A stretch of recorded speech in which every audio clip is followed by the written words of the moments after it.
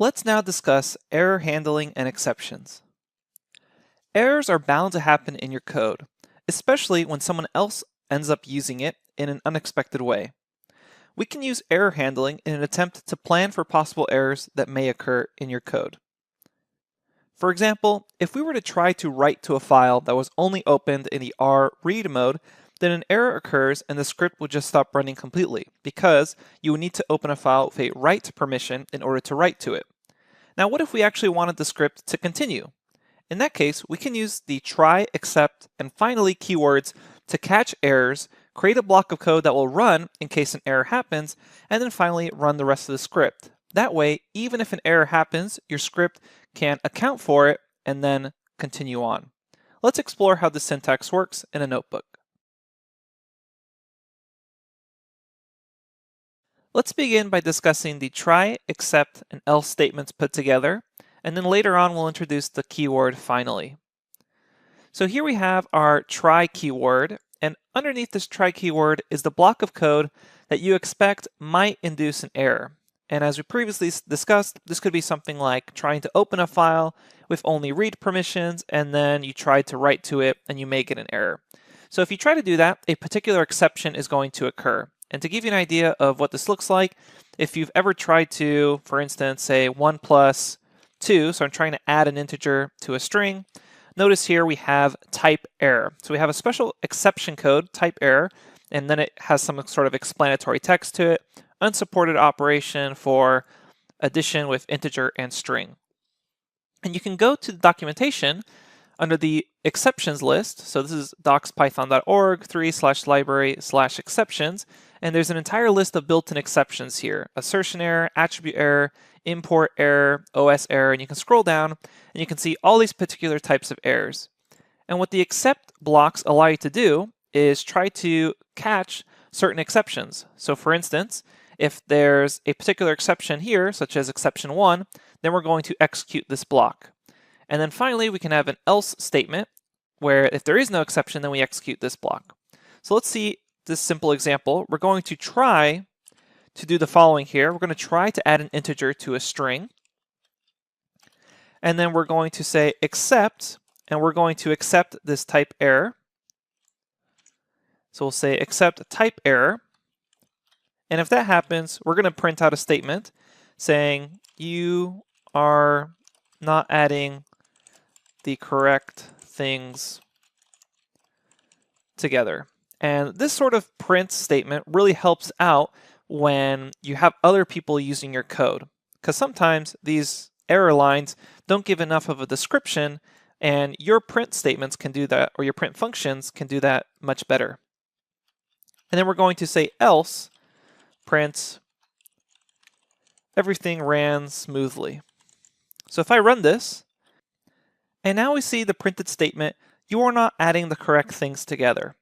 That means our script didn't actually break completely. Instead, we accepted that we had a type error here, and then we printed out, you're not adding the correct things together. And this is a nice message for someone who's trying to use your code and they realize, oh, I'm not adding the correct things together. So you may be thinking, well, if I know there's going to be an error beforehand, why would I not just fix the error?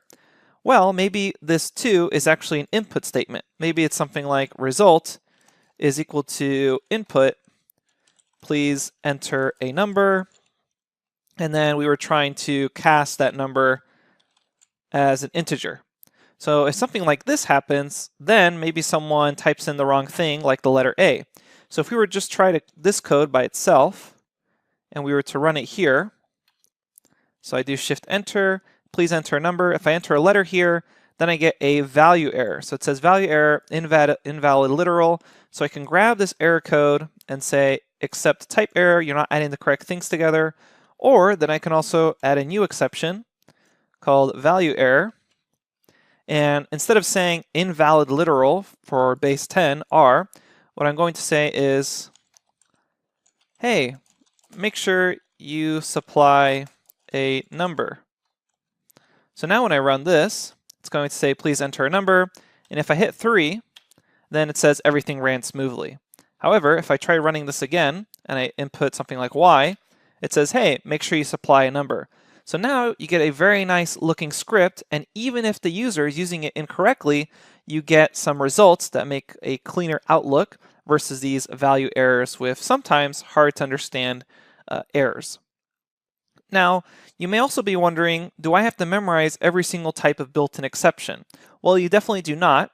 In fact, you can just have a single except statement with no exception code, and then you can just say print, hey, an error occurred.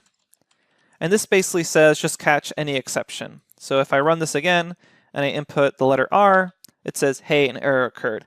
That way you don't need to worry about memorizing every single exception that's possible. But what's nice about the alternative is sometimes you may want certain print statements or even certain blocks of code to execute in case a certain exception occurs. So now let's look at another example of trying to open a file. We're going to say try, and we will say fopen a test file, and we will do it with write permissions. So that is W permissions. Then we're going to write test write this. And then we will say accept, and we'll try to accept an IO error. Or let's just accept any error. So we'll say accept, and then we're going to print, hey, an error happened. And then we'll say else, print, everything worked. So if we come back here and I run this, it says everything worked. However, if I were to change this to R, so read mode, and I try to write to it, and then I run this again, it says, hey, an error happened because I didn't have the right permissions.